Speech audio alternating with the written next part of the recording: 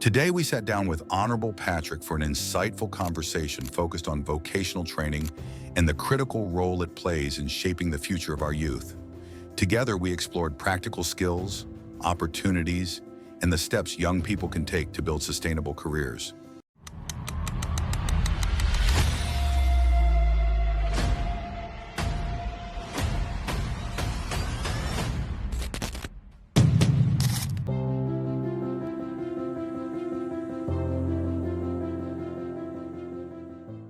I tell you what, Germany, after the World War, invested so much in technical vocational education.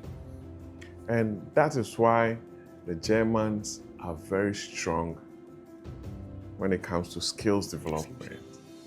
They don't joke with it. And that is the only way we can create a lot of millionaires, a lot of skilled labor, a lot of SMEs, a lot of employment, because most of these skilled people don't rely necessarily on government. They're able to set up their companies, take up their loans, bid for jobs, hire 5 to 10 people, work, generate the necessary revenue that they need to make a living for themselves. Because I ask you, if you ask your friends working with a public service and those of your colleagues who after university try to set up their own thing, those who did take that risk, I believe are doing much better. It's a fact. In this world, you have to take some risk. I'm talking to the youth of this country. You need to take some risk to be able to be successful. You can't rely on monthly salary alone. The youth of this country are very smart, and I have always proposed that the universities, each university in this country, all the universities, technical, vocational, must come together to set up one of the biggest banks or financial institutions so that the students developing their talents after school or during school will be able to put together their proposals that will be vetted by technical committees of the university so that they could have access to funds from the banks that have been set up by the universities so that by the time they leave school, they know what they are doing.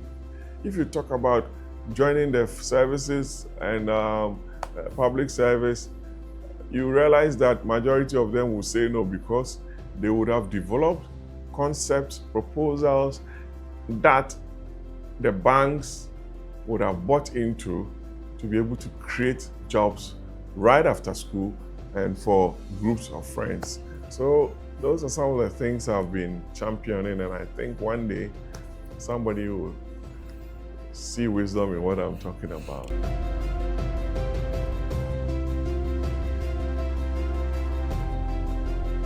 Okay, so you can tell that there's a gap in the provision of infrastructure, even furniture in schools.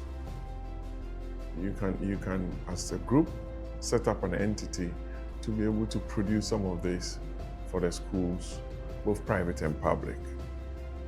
The setting up of small printing houses for the printing of books and materials for schools.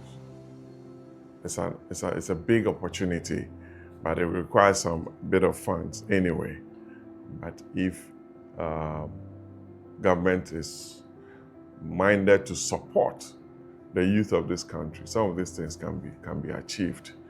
You can also look at training as part of my idea of job creation for those who just left school.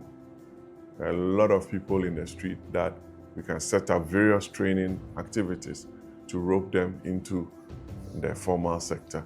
So there are varying skill sets or areas that I believe those who just left school or are about to leave can look at and partner their friends. It's not going to be easy, like I said, my dear brothers and sisters, it's not going to be easy, but you have to be tenacious. Tenacity is the key. No rich man in this country or in the world got it easy, unless that person was a thief or a crook.